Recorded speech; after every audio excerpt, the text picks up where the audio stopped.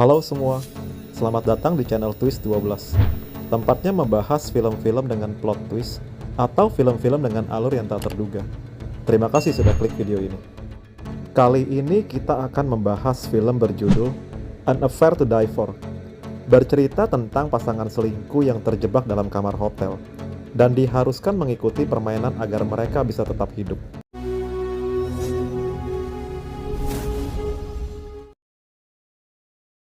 Film dimulai dengan seorang wanita bernama Holly. Dia adalah seorang dokter. Saat ini Holly sedang berkendara menuju hotel di luar kota. Tapi di tengah perjalanan, suaminya yang bernama Russell menelpon. Dari sini diketahui kalau Holly sedang membohongi suaminya dengan mengatakan kalau dia akan mengadakan acara bersama pihak rumah sakit di Colorado. Ketika tiba di hotel, Holly langsung diberikan kamar suite yang telah direservasi. Dia pun diantar oleh pegawai hotel bernama Dave. Saat tiba di kamar, Holly tampak cukup terkesima dengan ruangan yang besar dan indah.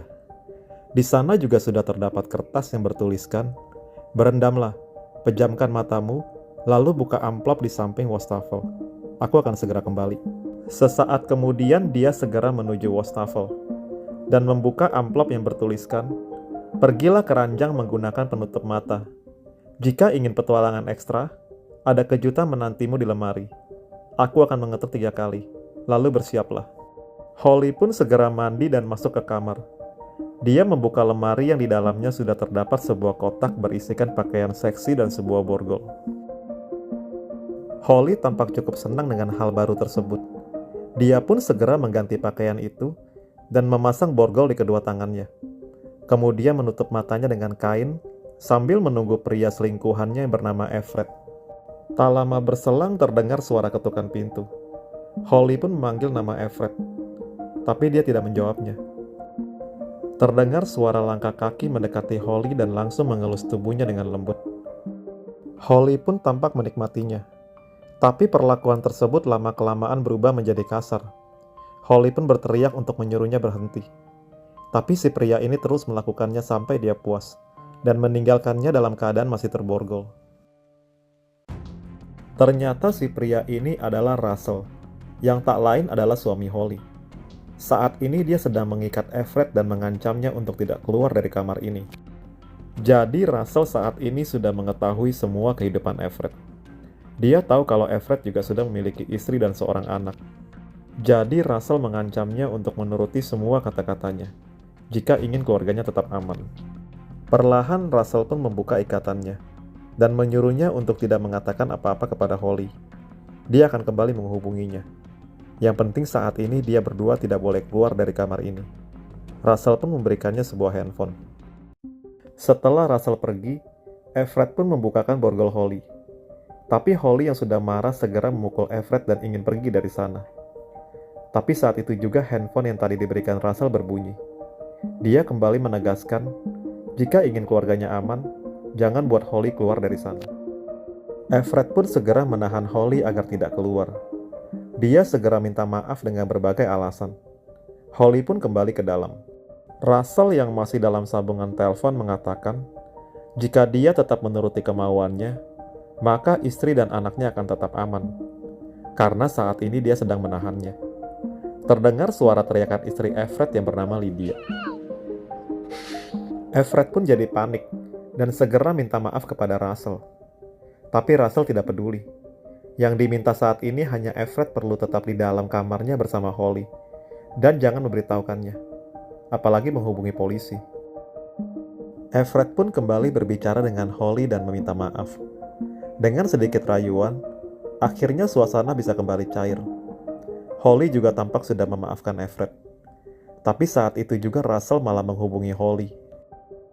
Russell bertanya keberadaan Holly. Tentu saja Holly berbohong dan mengatakan kalau dia masih di acara rumah sakit. Tapi Russell langsung berkata kalau dia sudah tahu semuanya. Dia tahu kalau saat ini dia sedang bersama selingkuhannya bernama Everett. Dan Everett adalah orang yang berbahaya. Jadi dia sudah tidak peduli dengan permasalahan selingkuh tersebut. Yang terpenting saat ini adalah keselamatannya. Holly jadi makin heran, karena Everett hanyalah mahasiswanya, dan dia guru pembimbing.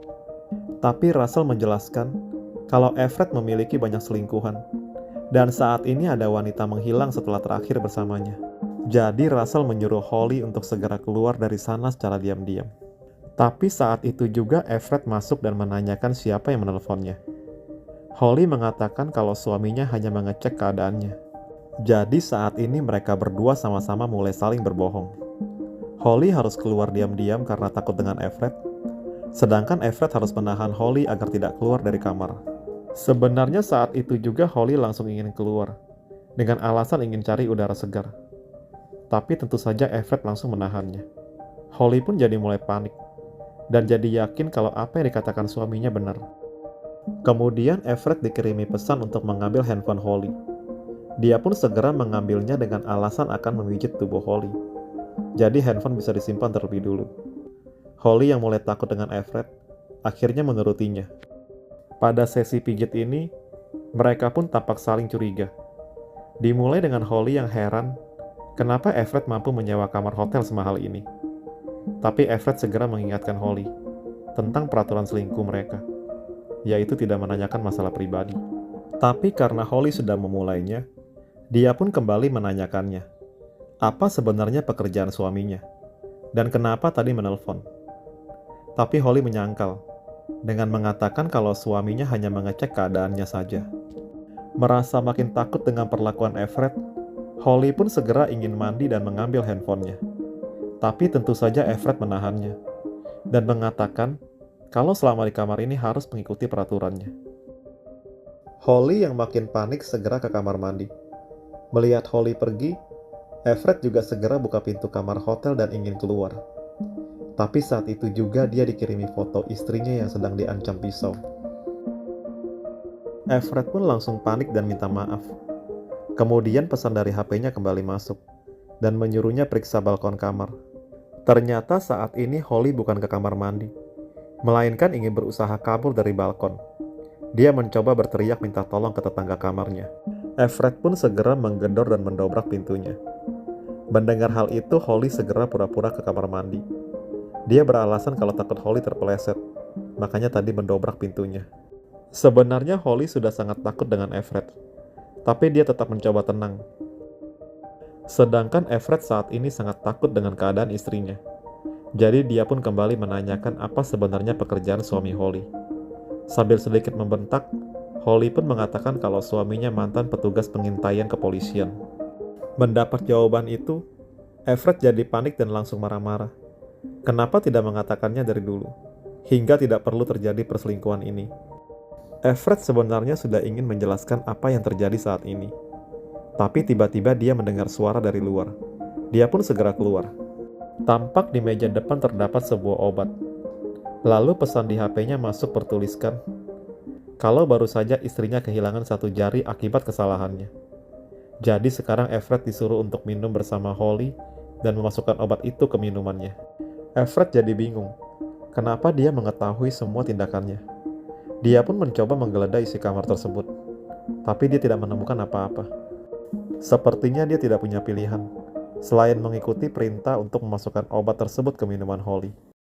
Sementara Holly juga segera beres-beres ingin keluar dari sana. Tapi saat dia membereskan pakaiannya, dia melihat ada obat di sana. Dia pun jadi berpikir memasukkan obat juga ke Everett.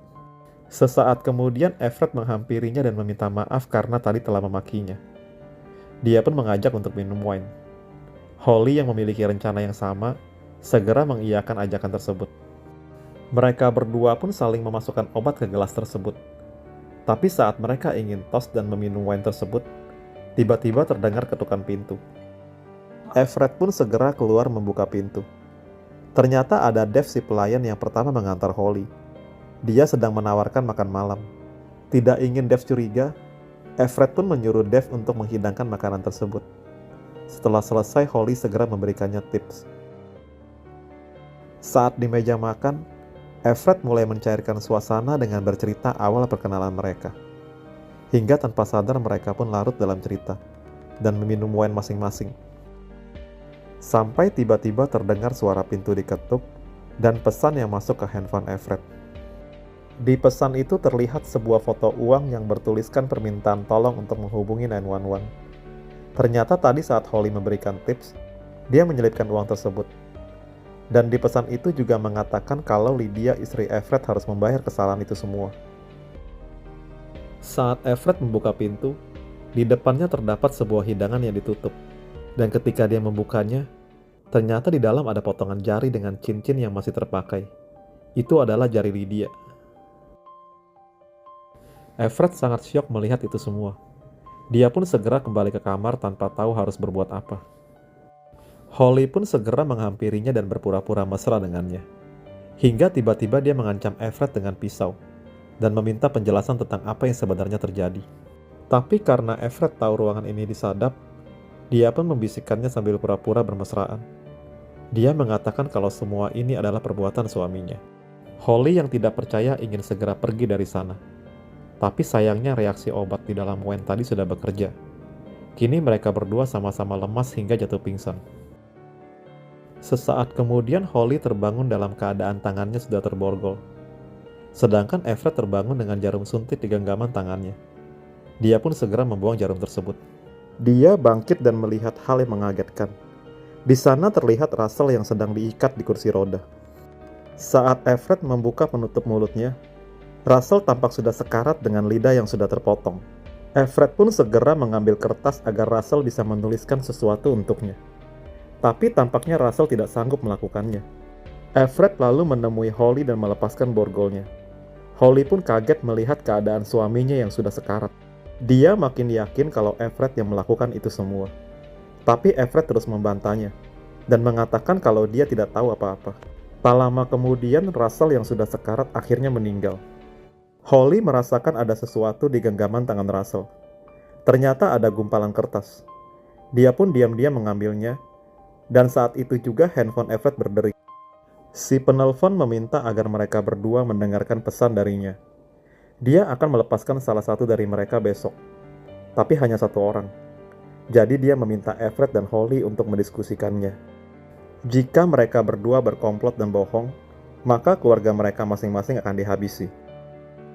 Saat ini mereka berdua mulai bimbang, dan saat itu Holly melihat isi tulisan dari kertas tadi yang bertuliskan berangkas. Everett sudah memegang pisau. Dia berencana menghabisi Holly, tapi saat itu juga terdengar petugas keamanan hotel mengetuk pintunya.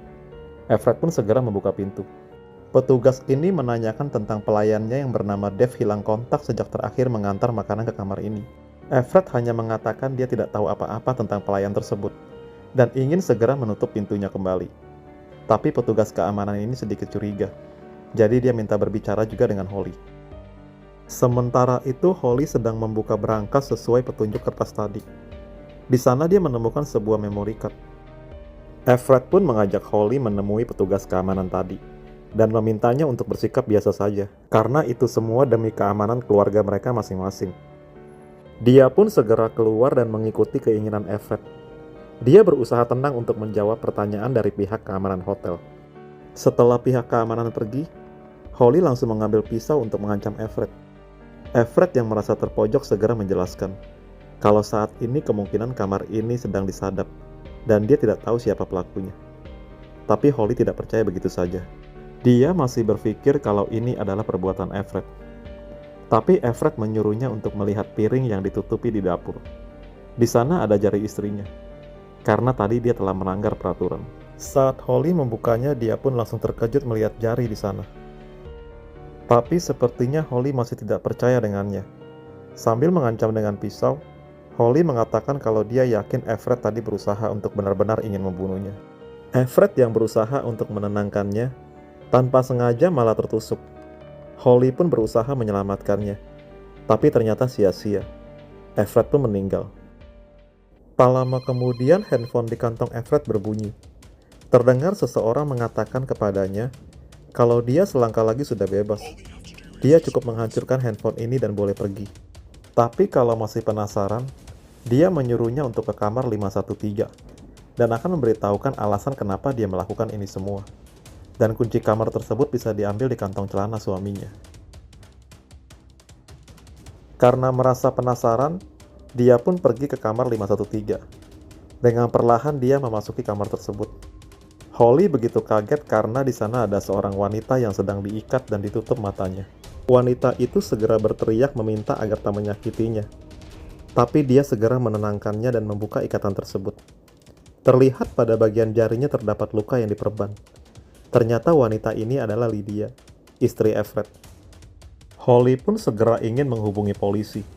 Tapi karena di sana ada komputer, dia jadi teringat memory card yang diambil tadi. Dia pun memasukkannya.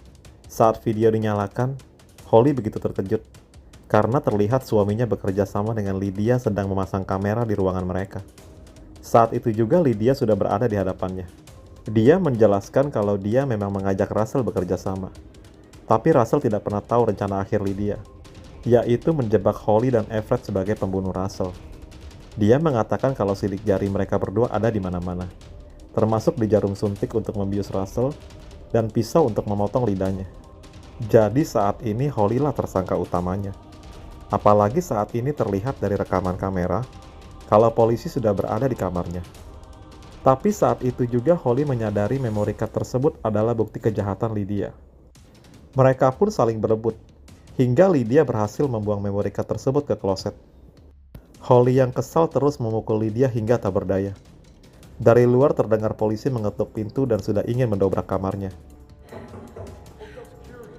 Lydia yang sudah lemas malah mengatakan kalau Russell meninggal karena membayar dosanya.